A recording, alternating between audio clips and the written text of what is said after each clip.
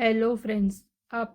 Hello friends, आपका मेरे channel में स्वागत है। आज हम करेंगे एंटरप्रेन्योर डेवलपमेंट। एंटरप्रेन्योर डेवलपमेंट क्या होता है? एंटरप्रेन्योर डेवलपमेंट एक वो लोग होते हैं और ग्रुप ऑफ पीपल होते हैं जो मिलके साथ में आते हैं और मिलके साथ में आने के बाद एक ऑर्गेनाइज मतलब ग्रुप मेंटेन करते हैं। और ग्रुप मेंटेन करने के बाद वो क्या करते हैं, प्रॉफिट जनरेट ज़्यादा करने के लिए प्रोडक्शन और डिस्ट्रीब्यूशन डिपार्टमेंट होता है ना जो गुड्स का, उधर एंटरप्रेन्योर को नॉलेज बढ़ाते हैं। ये साथ में मिलके ये काम करते हैं। तो इसका कैरेक्टरिस्टिक्स क्या है? एंटरप्रेन्योरशिप इज अ प्रोसेस जहाँ पे न्यू बिजनेस ऑर्गेनाइजेशन का बिल्टअप होता है। फाइंड करते हैं मार्केट में ये न्यू प्रोडक्ट है कि नहीं, इसकी डिमांड क्या है, ये प्रोडक्ट अवेलेबल है कि नहीं, कस्टमर्स इसको कैसे लाइक करते हैं। ये पूरा एंटरप्रेन्योरशिप में आता है। इसमें क्या है, एंटरप्रेन्योर को सब क्वालिटीज होनी चाहिए। वो देखेगा कि क्या क्या हमें प्रोवाइड करना है, कस्टमर को कैसे प्रोवाइड करना है, कितने रेट पे। यहाँ पे एक हो सकता है या ग्रुप ऑफ पर्सन हो सकते हैं जो साथ में मिलके ये काम करेंगे। Innovation, entrepreneurship is an innovation. Entrepreneurship main क्या होता है, इनोवेट मतलब जूने कुछ प्रोडक्ट में न्यू लाना या तो न्यू प्रोडक्ट में कुछ चेंजेस लाने को बोलते हैं हम entrepreneur innovation. It is an innovation. The introduction of a new combination of various factors of production is an innovation. A new product arrive in a market, use new production technology, discover a new source of supply of raw material and opens a new market for a specific product.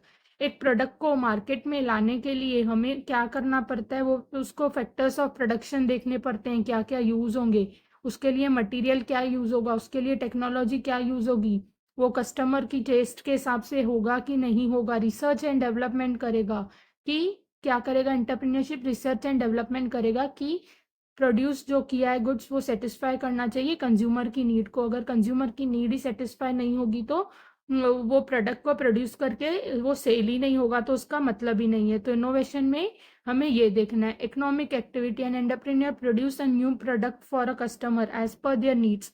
he feels the need of his this to satisfy human wants and as well as in exchange earn a better livelihood। ये main है economic activity. Economic activity क्या होती है, profit earning होता है। यहाँ पे क्या होता है, कस्टमर की नीड को सेटिस्फाई करके अपने ऑर्गेनाइजेशन को प्रॉफिट अर्न करके देना अपने लाइवलीहुड के लिए, अपने बेटर लाइवलीहुड के लिए। It is N systematic planned activity. ये क्या है, सिस्टमेटिक और प्लान्ड एक्टिविटी है। स्किल्ड है, नॉलेज है एंटरप्रीनियर का, जिसके वजह से इकोनॉमिक एक्टिविटी ये कंडक्ट हो रही है। Organizing building, organize building it is an activity where मतलब पहले तो सोचा उसने प्रोडक्ट कौन सा होना चाहिए, उसके बाद उसने सोचा ये प्रोडक्ट प्रोड्यूस करने में मुझे कितना कॉस्ट लगेगा, कितना मेरे को लाइवलीहुड के लिए रिटर्न में मिलेगा कॉस्ट के बाद। अभी ये ऑर्गेनाइज करेगा, बिल्डिंग ऑर्गेनाइजेशन मतलब अभी ये फैक्टर्स ऑफ प्रोडक्शन को सबको ऑर्गेनाइज करेगा। वो प्रोडक्ट को प्रोड्यूस करने के लिए प्लेस देखेगा कहाँ पे प्रोड्यूस करेगा, यूटिलिटी देखेगा उसकी क्या है, मतलब वो कॉमन प्रोडक्ट्स में आता है कि कैपिटल प्रोडक्ट्स में आता है। उसकी फॉर्म यूटिलिटी क्रिएट करेगा, वेयर हाउस बनाएगा। उसके बाद ट्रैवल का सेटिस्फाई करेगा कि मेरे प्रोडक्शन के बाद होलसेलर के पास पहुंचने तक ट्रैवल की भी फैसिलिटी होनी चाहिए। Has to be considered collect under one roof of new production. ये सब उसको एट अ टाइम होना चाहिए। अगर होएगा तो ही वो प्रोडक्ट अच्छे से प्रोड्यूस हो पाएगा।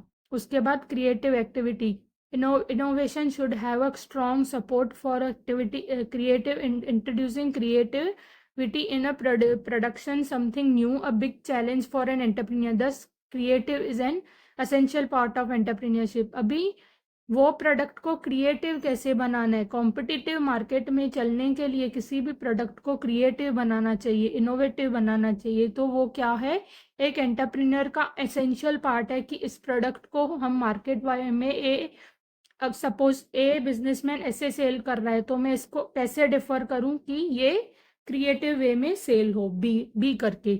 Managerial skill and leadership skill, इसके अंदर एक मैनेजरल स्किल्स भी होनी चाहिए और लीडरशिप स्किल्स भी होनी चाहिए। जो सक्सेसफुल एंटरप्रेन्योर है ना, जो अर्न प्रॉफिट, खाली जस्ट अर्न प्रॉफिट के लिए काम नहीं कर रहा है, बट वो क्या कर रहा है, कस्टमर्स की नीड सेटिस्फाई करे और मैनेजरल एक्टिविटीज भी उसकी अच्छी रहे। मैनेजरल एक्टिविटीज मतलब कैसे, ऑर्गेनाइजेशन में एनवायरनमेंट, अगर ऑर्गेनाइजेशन में एनवायरनमेंट अच्छा नहीं रहेगा, लोग वहाँ पे काम करने के लिए मतलब ऐसे मन से खुश नहीं होंगे तो वो प्रोडक्ट भी अच्छा नहीं बनेगा। तो उसमें स्किल होनी चाहिए कि कस्टमर को भी सेटिस्फाई करें और लीडर बन के सबको ऑर्गेनाइजेशन में भी मैनेज करके काम करने पे मजबूर नहीं, मतलब वो अपने शौक से काम करे। वो शौक से काम करेगा तो प्रोडक्ट अच्छे से प्रोड्यूस होगा, उसको भी प्रॉपर अमाउंट ऑफ सैलरी मिलेगा, कस्टमर्स को भी नीड सेटिस्फाई होगा।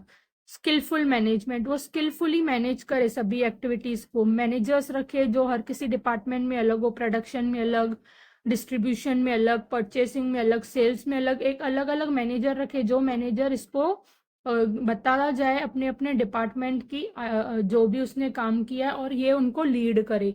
Skilful management, success entrepreneurship depend upon management of organization with professional management and skilled managers entrepreneurship become. अगर देखो उसने प्रोडक्शन में, सेल्स में, परचेस में, डिस्ट्रीब्यूशन में मैनेजर्स अच्छे नहीं रखे हैं तो उसका कोई भी डिपार्टमेंट अगर अच्छे से काम नहीं करेगा तो क्या होगा, उसका प्रोडक्ट अच्छे से, सपोज डिस्ट्रीब्यूशन नहीं काम कर रहा है अच्छे से, प्रोड्यूस भी हो गया पर डिस्ट्रीब्यूट ही नहीं हो रहा है, तो अभी क्या, डिस्ट्रीब्यूट ही नहीं होगा तो अभी वो प्रोडक्ट प्रॉब्लम में आ जाएगा। इसके वजह से मैनेजमेंट होना चाहिए ना, वो स्किलफुली मैनेज होना चाहिए कि हम डिस्ट्रीब्यूट भी प्रॉपर वे में कर सकें।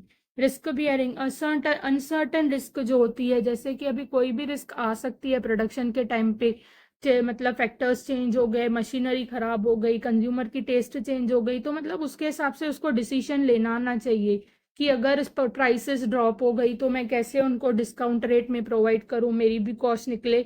तो मतलब उसको रिस्क बियरिंग ये सब आना चाहिए प्रोडक्शन के टाइम पे। प्रोडक्ट के गैप फिलिंग फंक्शन, एक एंटरप्रेन्योर गैप फिलिंग फंक्शन भी फिक्स करता है। कैसे गैप फिलिंग फंक्शन करता है, it is an job to fill a gap or make up a deficiencies which always exist in the knowledge about the production function। अगर उसको production function की knowledge ही नहीं है तो डिस्ट्रीब्यूशन तक प्रोडक्ट कैसे जाएगा। बीच बीच में जो जो बीच में एक एक गैप होती है ना, ये फिल करता है, ये जाके सजेशंस देता है। ओके, ये क्या थे पूरे एंटरप्रेन्योर डेवलपमेंट में, एंटरप्रेन्योरशिप डेवलपमेंट के हमारे फीचर्स थे।